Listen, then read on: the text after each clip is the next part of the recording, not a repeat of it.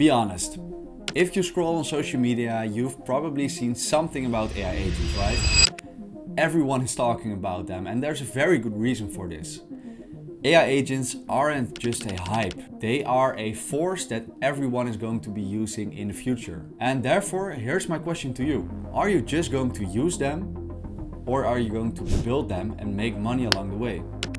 We have built multiple AI agents that are running in production as we speak, and today I'm going to show you how you can build your AI agents in just 10 minutes, and I'm going to do this live on camera.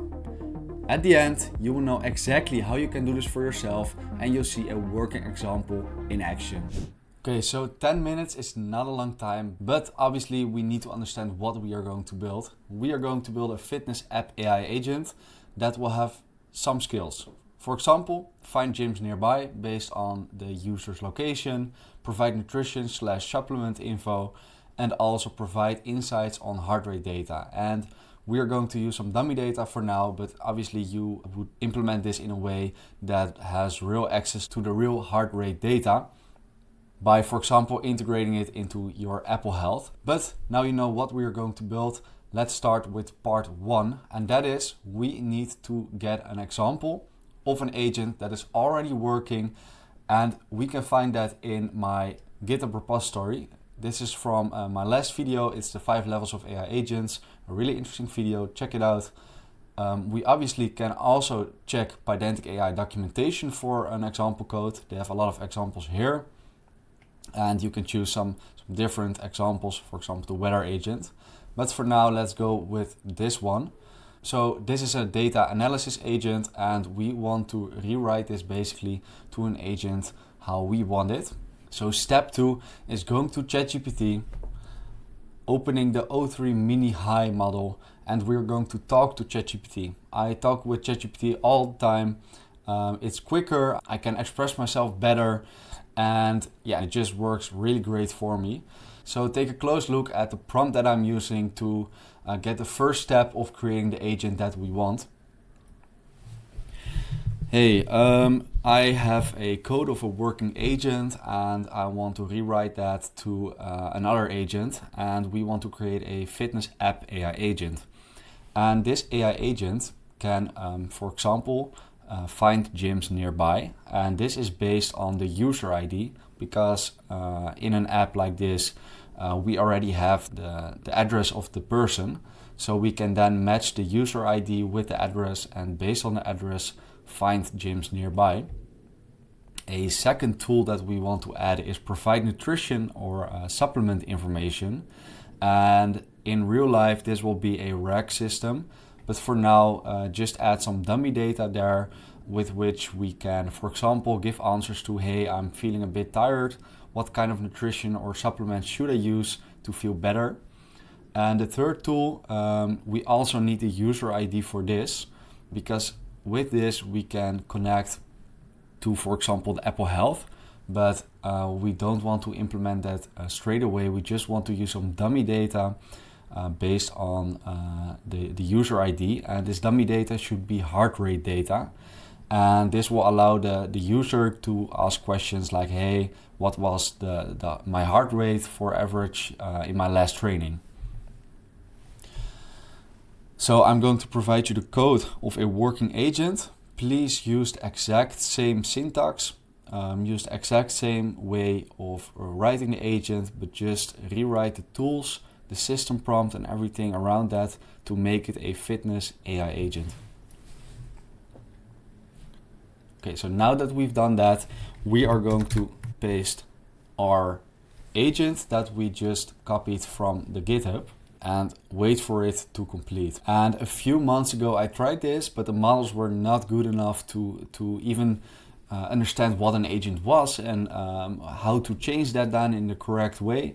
But the models now are so good that it's just so simple now to create the first part of an AI agent. And I'm going to show you later what we still need to do ourselves for making it work how we want it.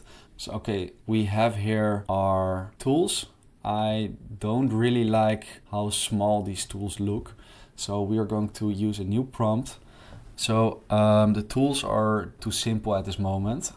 Giving a user ID or, for for example, a query, we really want some kind of dynamic choosing between data here. Obviously, we are still using dummy data, but for the demo purposes, I still like to have it a bit more advanced.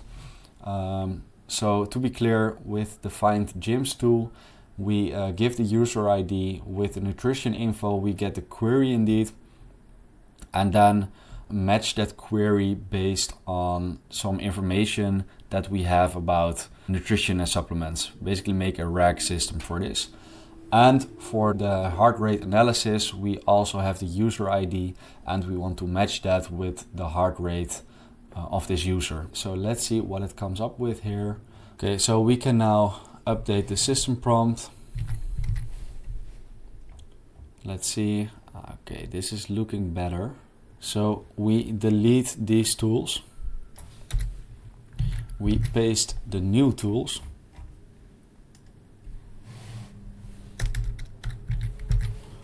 And we get this one. And let's see. Take this one. So you can see here that in the query, we are also specifying the user. Obviously, this is not something someone would do in real life, but let's run it now to see if it's working. So we ask for nearby gyms, suggest some nutrition advice because I'm feeling tired, and my average heart rate from my last training. So let's see the response. We have nearby gyms. Okay, so we are located in New York, apparently. We have some nutrition advice and a heart rate analysis. Awesome.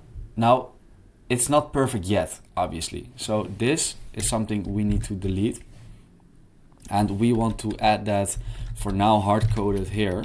So user ID is user 123. And we need to add this to the run. So user ID equals user ID. And then we have that here. And here in the dependencies, we want to add that. And for example, this is when we need to extract it from the query itself, but we're not going to do that. So let's do user ID equals string ctx.depths. And let's print it out to see if this is going correctly. Let's run it. We correctly have the user ID here. So this is working now. Let's do the same for the heart rate data. And for demo purposes, I'm not integrating this with the original APIs and stuff. That's just not within the 10 minutes. But as you can see here, we have our agent that is working pretty well already. We almost did everything we need to do for the first part of the agent building. And that's it already. Obviously, we are going to integrate this with the real systems, but that's not doable in 10 minutes, obviously. But the first part, the first version of the agent is done. You have your core. Now only fine-tune it where it needs to be fine-tuned. Make sure the system prompt is going to be perfect, because we didn't even look at the system prompt and it's already working pretty good. So this is a solid approach to creating your AI agents. I would really suggest doing it like this, and then make sure that you spend more time in fine-tuning and testing it out.